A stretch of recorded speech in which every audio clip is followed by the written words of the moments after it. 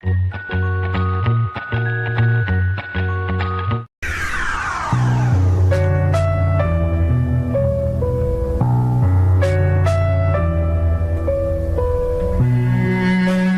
vezes, a gente pensa, por algum motivo qualquer, que a vida acabou, que nada mais faz sentido. Mas se a gente tiver força para levantar, para continuar seguindo em frente, a gente pode ter uma grata recompensa. E até, quem sabe, um lindo motivo para sorrir e viver. Olha, eu levava uma vida totalmente comum. Trabalhava, ainda morava com os meus pais, já tinha namorado algumas vezes, mas a maioria desses relacionamentos eu não levava a sério. E quando estava solteiro, eu ficava com várias pessoas diferentes. Eu não tinha nenhum problema de saúde. Gostava de jogar futebol, sair, estar com os meus amigos. E tinha muitos planos, muitos. Até que, aos 23 anos de idade, tudo mudou. Eu comecei a sentir um certo desconforto para fazer xixi, sabe? E fui ao médico. Ele me disse que provavelmente era uma infecção e me pediu alguns exames. Eu não estava exatamente preocupado, mas o que eu não sabia é que aquele exame mudaria minha vida. Foi ali que eu descobri, sem sequer sonhar com isso, que eu era portador do vírus HIV. Ouvir uma notícia como essa, olha, eu vou te falar, desestabiliza qualquer um. Imagina um cara de 23 anos, cheio de saúde, começando a vida, um cara que nunca tinha sentido nada, que sempre teve a saúde em dia. Pois é, eu passei por todo aquele processo de negação. Primeiro eu achei que o exame estava errado, pedi para refazer e refiz. Refiz 5 vezes, até acreditar que era verdade. O médico me explicou que isso não era uma sentença de morte, que o vírus poderia ser muito bem controlado. Mas como todo mundo sabe, esse é um assunto muito difícil. Durante muitos dias eu não falei daquilo com ninguém, muito menos com os meus pais.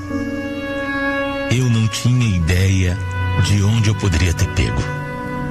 Às vezes eu saía com pessoas e não me prevenia. Mas eu nunca imaginei que... Enfim, era uma coisa tão distante para mim.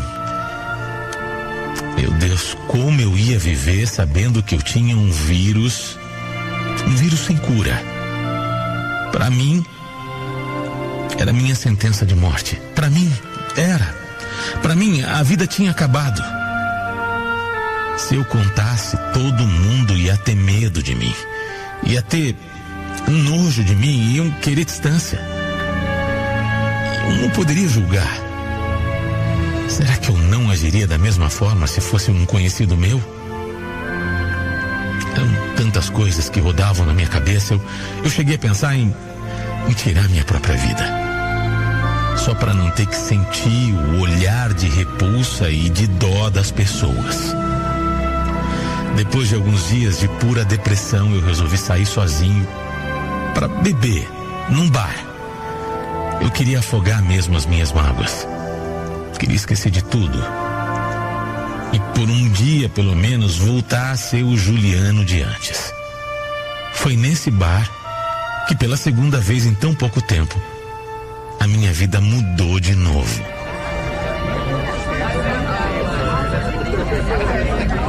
Oi, você tá sozinho?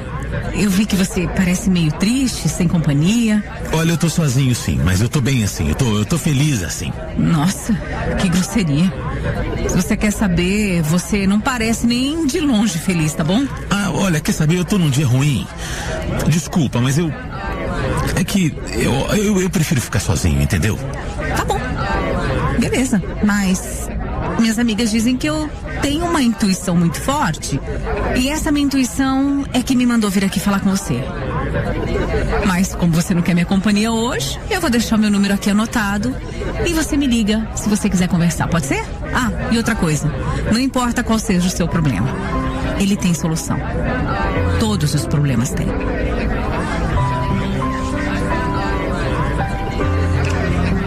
Ela me deu um papel com o nome dela, Mariane, e um número. No papel tinha um número de telefone anotado. Eu fiquei olhando ela se afastar e nem tive tempo de responder que não. Nem todos os problemas tinham solução. Mas eu também não tive nem ânimo para isso. Na verdade, eu não tinha ânimo para nada, nem para ficar ali bebendo como eu tinha planejado. Então logo eu voltei para casa, me sentindo mais frustrado ainda. E com a certeza de que nada, nunca mais, teria graça na minha vida. Quando eu cheguei, os meus pais estavam acordados. E eu senti uma força de uma hora para outra, sabe? Eu senti algo diferente. Eu não tinha planejado contar nada para eles, mas assim que eu vi os dois ali, sentados no sofá, eu comecei a falar sem parar. Claro que eles ficaram chocados, mas a minha mãe me abraçou, chorou, e o meu pai tentou manter a calma. Mas eu via nos olhos dele a preocupação, o medo, o pavor. Os dois foram muito carinhosos e aquela reação deles foi como tirar um peso das costas. Pelo menos eu teria os dois até o fim. Mesmo que ninguém mais me quisesse, eles não virariam as costas pro filho. No dia seguinte mesmo, meu pai fez questão de me levar num outro médico, uma segunda opinião, que esclareceu bastante as nossas dúvidas e até conseguiu me deixar um pouquinho mais calmo. Mas a verdade nua e crua era que o que eu tinha, a minha doença não tinha cura. E aí, para ter uma vida boa, eu ia precisar tomar remédio pro resto da minha vida. Isso me assustava. Mas rapaz, a vida não acabou não. Você pode viver muito bem. Tem muitos casos que, olha, as pessoas estão super bem. E você vai viver bem. E por muitos anos também, viu? Essas palavras do médico me deram um pouquinho de esperança. Apesar de eu saber que mesmo que eu vivesse muitos anos, eles não seriam fáceis. Depois de um tempo, quando eu estava arrumando umas coisas minhas, eu acabei encontrando aquele cartão que a Mariane tinha me dado naquele bar. Eu não sei porquê, mas me deu uma vontade de mandar uma mensagem para ela. Na hora eu achei que ela nem ia responder, porque depois de tanto tempo, né? Mas para minha surpresa, não demorou muito e ela me respondeu. A gente passou o domingo inteiro trocando mensagens e ela me perguntou se eu não queria sair para jantar. Eu queria, mas ao mesmo tempo não queria, sabe? Fiquei naquela indecisão, aquele frio na barriga. Comentei com a minha mãe e foi ela que me incentivou a ir. Juliana, a vida continua, vai se divertir, sai um pouco. Ela estava certa. Eu fui. Mas eu fui decidido a ser sincero e sabendo que essa sinceridade provavelmente faria com que aquela moça, totalmente desconhecida, saísse correndo na mesma hora.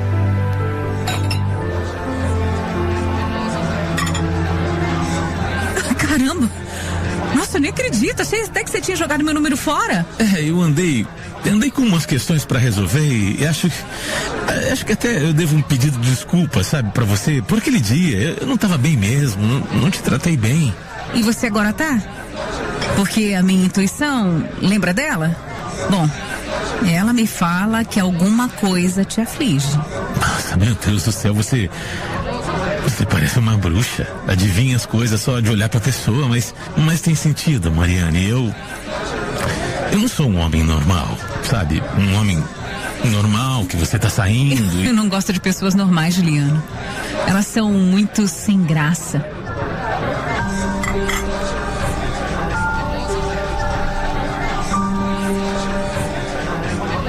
Eu não sei dizer o que ela tinha, mas a Mariane era diferente de todas mesmo, todas as mulheres com quem eu já tinha me relacionado, com quem eu já tinha conversado.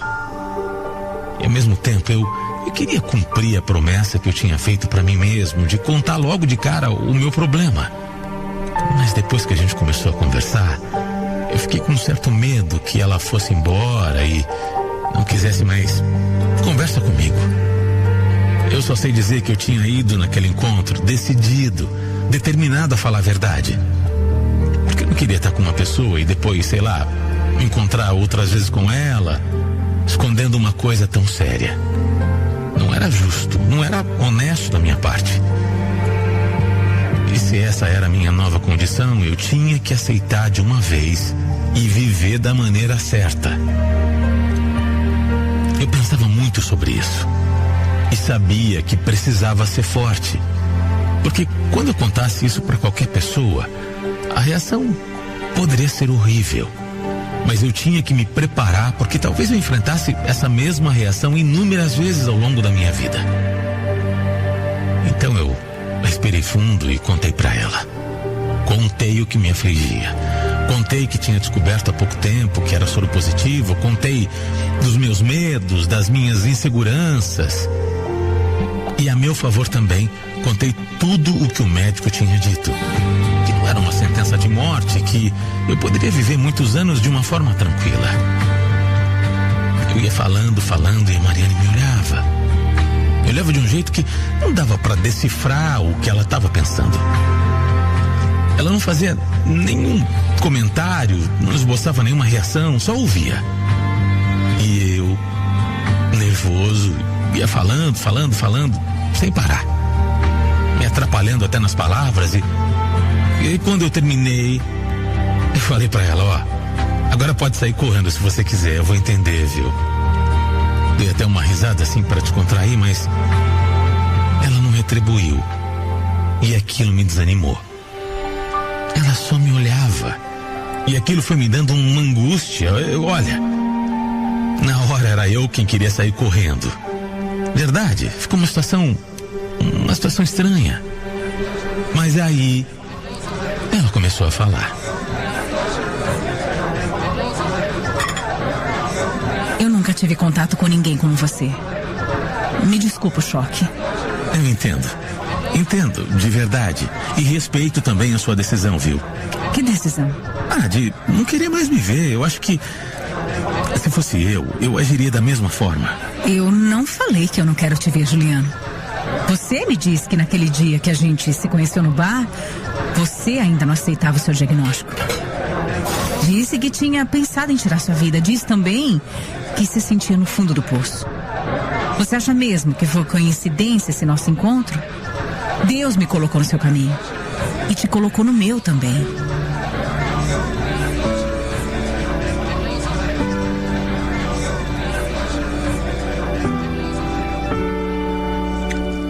Aí fui eu que fiquei sem reação. Ela estava mesmo falando o que eu tava ouvindo e entendendo? Pior que estava. A Mariane respirou fundo, me pediu um tempo para ler, estudar e se informar sobre tudo. O que eu até achei muito justo. Mas falou que nós já tínhamos uma ligação e que ela não ia sair correndo. Nem naquele dia e talvez nunca. A gente falou sobre isso, sobre mais algumas coisas e ela me abraçou. Me deu um abraço. Foi um abraço de verdade, sabe? Não foi com pena, com dó, muito menos com nojo. Ela me abraçou de verdade. E eu não sei nem explicar o que eu senti. Como é que eu podia sentir alguma coisa por uma pessoa que eu tava conhecendo ali, né? Uma pessoa que eu não conhecia direito. Era uma pessoa que estava na minha frente pela primeira vez praticamente. Era o meu primeiro encontro. Pois pra mim era mesmo coisa de Deus. Juro. No dia seguinte a gente se falou. Ela disse que já tinha lido muito a noite inteira sobre o HIV. E disse que não tinha medo. Medo nenhum. Por várias vezes a gente conversou a respeito. E nós dois fomos nos informando cada vez mais sobre tudo. Juntos. Cada vez mais eu tenho certeza de que a Mariane estava certa. aquele nosso encontro, o nosso primeiro encontro, não foi à toa. Deus colocou essa mulher no meu caminho. E para ser até mais justo, eu acho que ela é um anjo mesmo. Um anjo que apareceu não por coincidência no momento mais conturbado da minha vida, que segurou minha mão como eu achei que nunca mais seguraria. Ela apareceu para dar um sentido novo para tudo e para me provar, por A mais B, que eu ainda tinha sim muito o que viver. Sim, e eu vivo. Já faz 12 anos que nós estamos juntos e casados. A medicina evoluiu muito. O meu tratamento não é um terror e eu vivo como uma pessoa normal. A minha vida, eu posso dizer a você sem nenhum exagero, a minha vida é perfeita. E para ser sincero, tem dia que eu nem lembro da minha condição. Claro, eu me cuido, faço os exames em dia, me protejo e sou muito feliz. Eu e a Mari temos um filho. Nós poderíamos ter um filho biológico se quiséssemos, assim, se achássemos que era melhor. Porque existem métodos para isso. Mas por opção nossa, é um filho adotado. Adotar uma criança sempre foi um sonho da Mari. E com certeza eu topei. Nós somos uma família unida. Uma família feliz e 100% normal. Como eu disse, às vezes a gente acha que um problema é o fim de tudo, é o fim da vida. A gente acha que a vida acabou. Mas olha o que eu passei. Na verdade, quando a gente passa por um momento difícil, o desespero toma conta. A gente não consegue pensar direito. As ideias se atrapalham. Mas respira fundo. Nada como o tempo. Respira fundo, tenta se organizar, procura entender de verdade o que está acontecendo sem exagerar, sem aumentar o problema, sabe? Coloca as coisas nos devidos eixos e procura direitinho. Olha do seu lado, analisa, porque novos rumos podem ser tomados. E novos motivos aparecerão para te fazer feliz. Não importa o que você esteja passando agora. Entenda e acredite. A vida te reserva coisas grandes, coisas boas. É só você não desistir.